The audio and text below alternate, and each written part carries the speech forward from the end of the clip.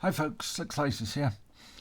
Now again, we're on the high-end knife series here, and so this is undoubtedly a high-end knife, but I think it's also unmistakably out of the Chris Reeves design portfolio.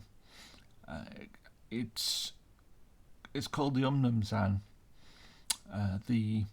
It's different to the Sebenza, although there are some fairly obvious immediate comparisons.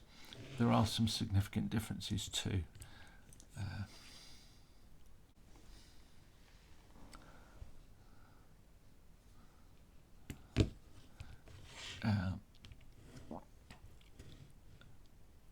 Now, the Sebenza is very much the working knife.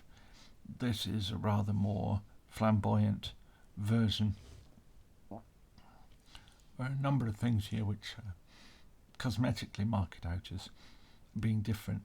The blade has sort of some sculpting to it, and of course we've got this frag pattern on the top, and of course this is a tanto, but then the Sebenza is available as a tanto as well. I don't have one, but just for comparison's sake, here is the large Sebenza. Very similar in size, and obviously this one's got the micarta inlays, but if it weren't, the finish on the metal is the same on both. The blade finishes are the same on both. Clearly this is a different shape. This is, I say, what's known as a tanto. I'll not give you my usual rant about why I don't think it's a tanto, but there we are. But I think the real differences, the obvious differences, are the cosmetic ones. You know, the back of this blade is shaped much more. The handle has got sort of almost sort of finger grooves, whereas the Sebenza just has the one, which is really just cut out for the lock release, and the Umnumzaan actually has a sort of slightly protruding lock release. But then there are some real differences, because they're the cosmetic ones. And probably the biggest difference of all is the way these knives work. The Sebenza uses a bushing pivot.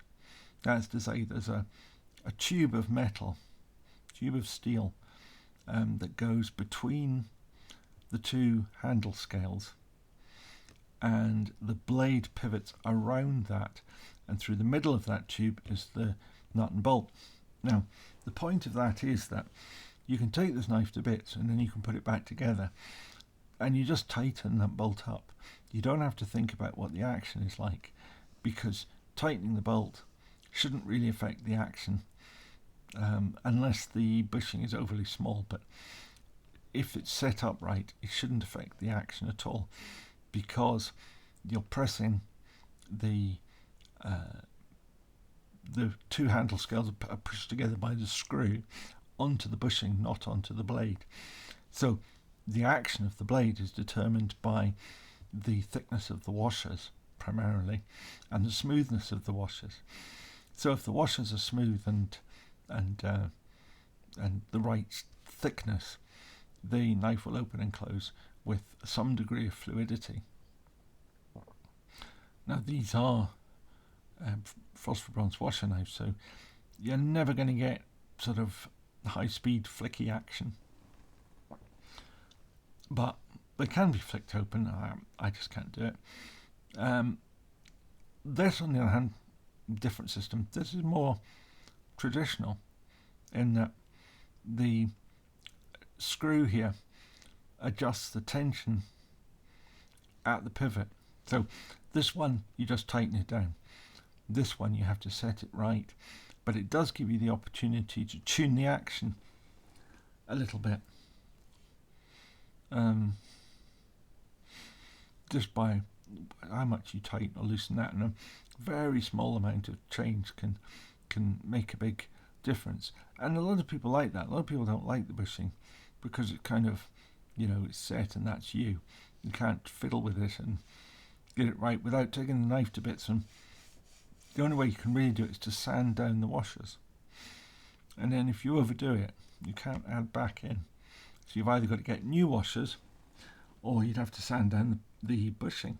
But you can only go so far with that before you get to the thickness of the blade. So it's a bit more limited, but at the same time, if you're an ignoramus like me, it's just do it up and it's done. Rockstead use exactly the same system for their knives, and it does certainly make it easier to take them apart and put them back together again. They do overcomplicate things slightly in Rockstead because the bushing only goes in one way around, so you have to be aware of that. But in otherwise, these two knives are similar in size, and they're both available with drop points or tantos, or there's another shape which is sort of a stylized sheep's foot, I think. Inkosi blade, it's called. Anyway, this is a different way of doing it, but it has the same quality, the same build quality, and same attention to detail that you get with the Sebenza, but you have a more conventional action, and it's a different style. And if that's the style you like, that's great. This also has an over travel stop, and there isn't really in the Sebenza the ball that acts as the interface and detent doesn't really work as a over travel stop. The only thing you've really got that would stop it over travelling is the clip sits on the lock bar.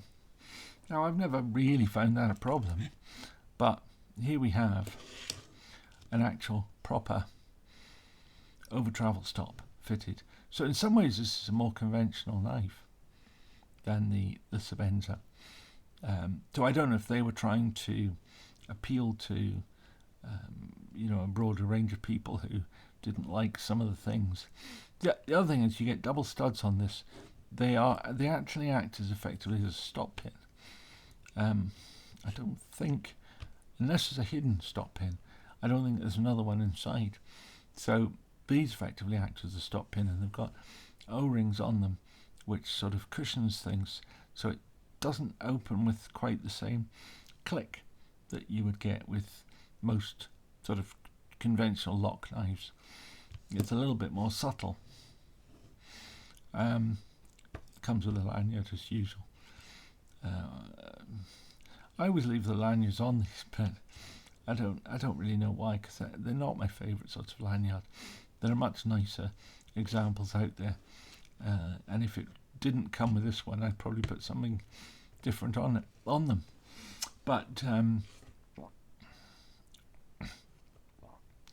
if you want to keep your knife sort of factory, then you probably need to keep that on. You can, of course, take it off by just undoing the screws, taking the knife to bits, take that out, and you keep that in the box ready for if and when you sell it.